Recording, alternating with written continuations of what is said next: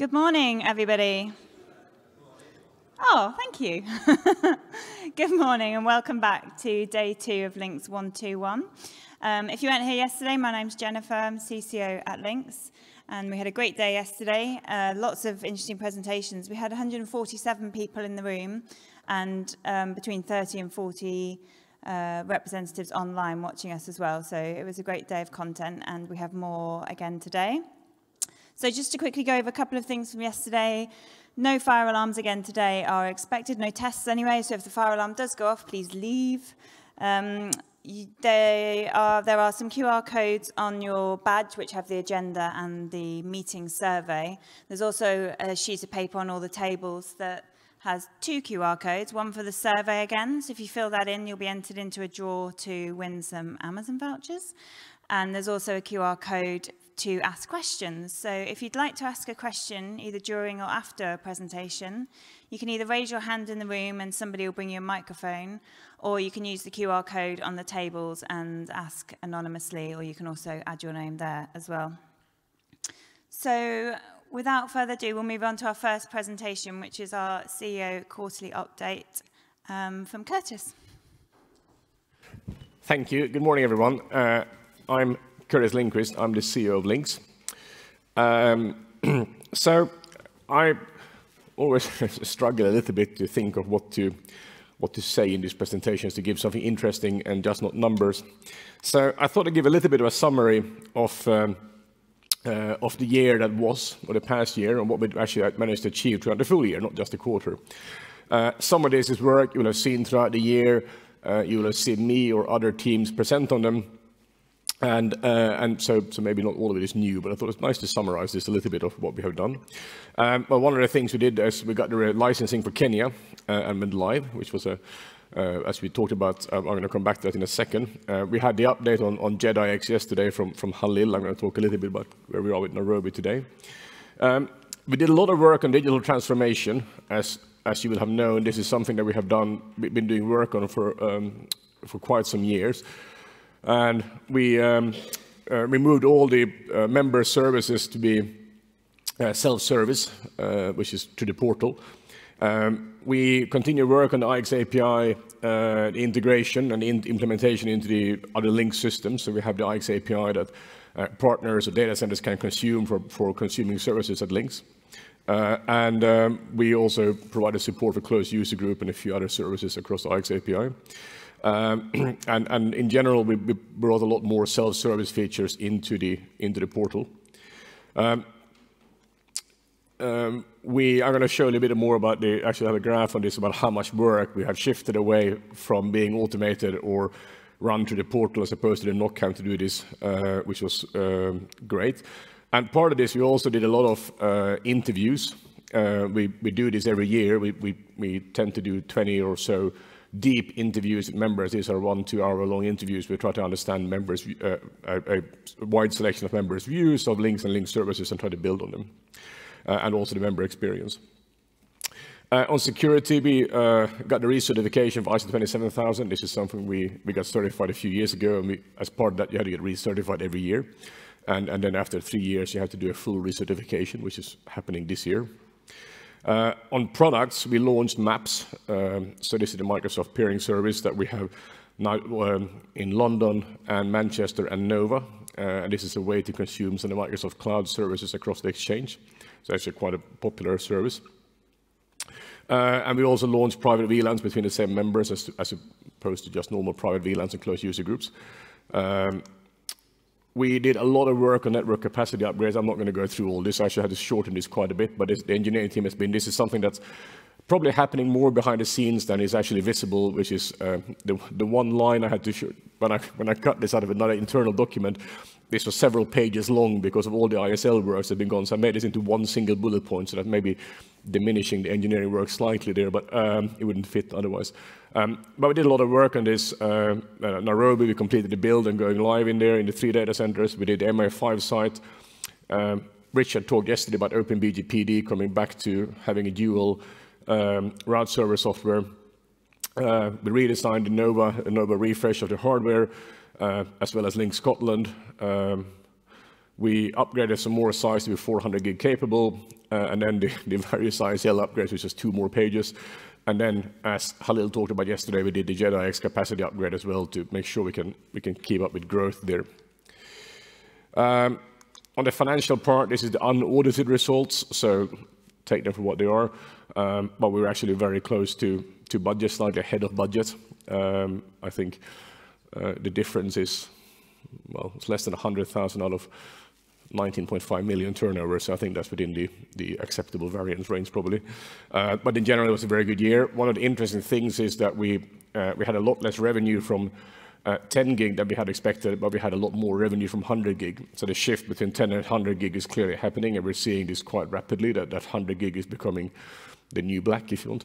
And we're seeing a lot of shift over to 100 gig, and we're also starting seeing an uptake of 400 gig is actually growing probably faster than we had expected.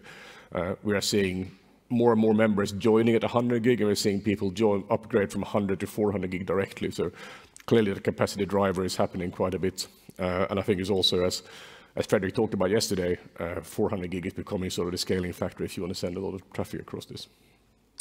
So that is a little bit a summary of 2023.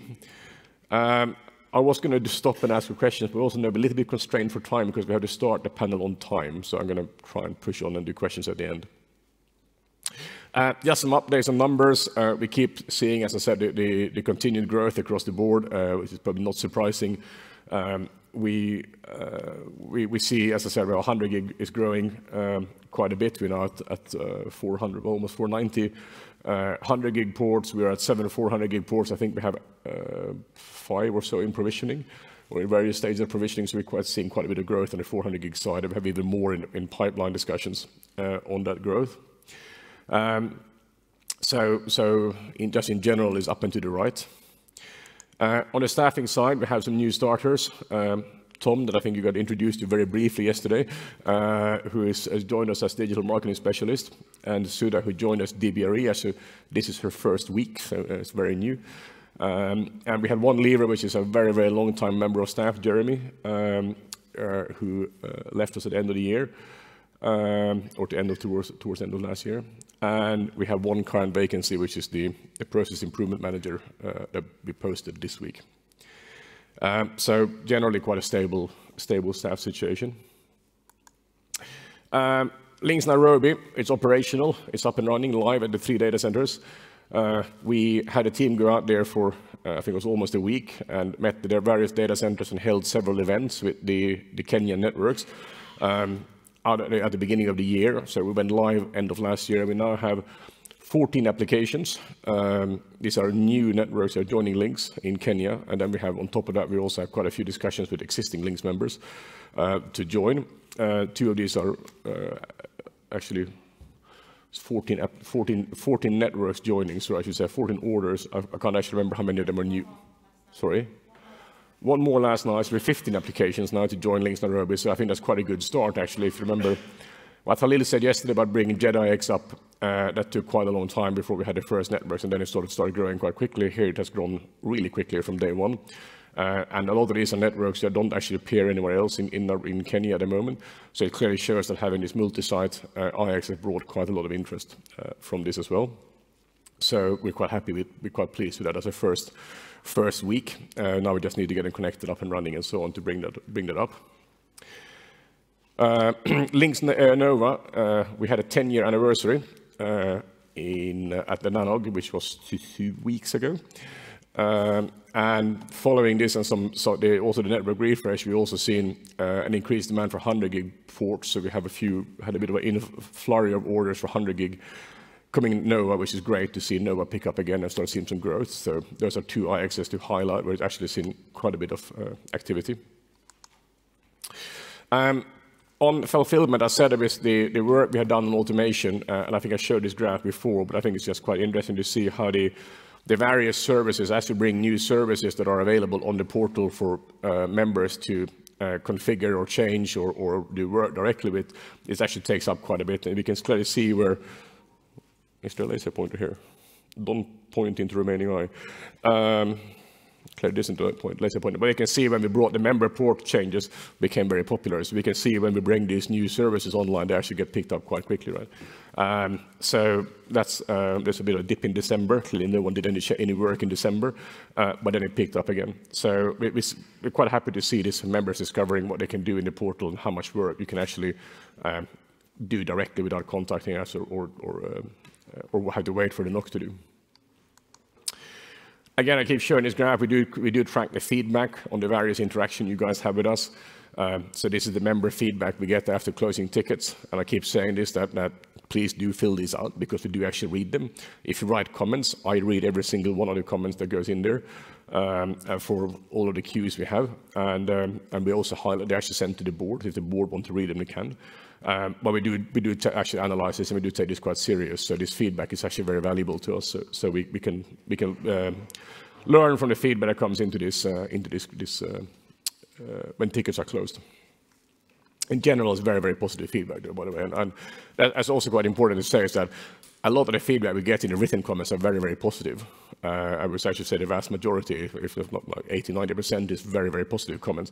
And that's very good as well, right? You don't always have to write only when you think we can improve. Giving us positive feedback on what we are doing well is fantastic as well. And often individual members of staff gets mentioned or praised by members, and we do pass this on, and we do value this quite a lot, right? So it's quite important feedback. So I want to touch about something else, which is maybe a little bit more of a long story. The LINX MOU, as you know, we have the Articles Association and we have the LINX MOU. And the LINX MOU, you will know, last year in May, we voted on a change on the membership obligations, so you could become a member without peering with around servers, and that allowed you to essentially consume services without buying peering ports, where you could do that. And then in November, we had to vote on 2 more changes to complete that change because we had missed that there were 2 references to this, and so the MOU had become inconsistent after the change in May. Now, you might want to ask, why did we have to do this twice, and how come we missed this in May? So the LINX MOU has evolved quite a lot over time through amendments, changes, edits. So since it was first written in 1994, there's been a lot of patchwork, might be a strong word, but there's been a lot of edits.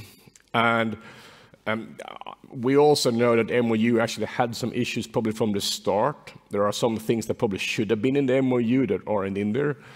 And the problem with the MOU is that it serves as a core part of our corporate governance. It actually stipulates quite a few things about how we as the organization works. It serves as our terms and conditions. It contains technical specifications for our services. It contains the service specifications of our services. And to some extent, it's also part of the order form when you place an order. Now, all of this is in one document, and it's not necessarily, well, it isn't, laid out as structured and nice as I did in my bullet points.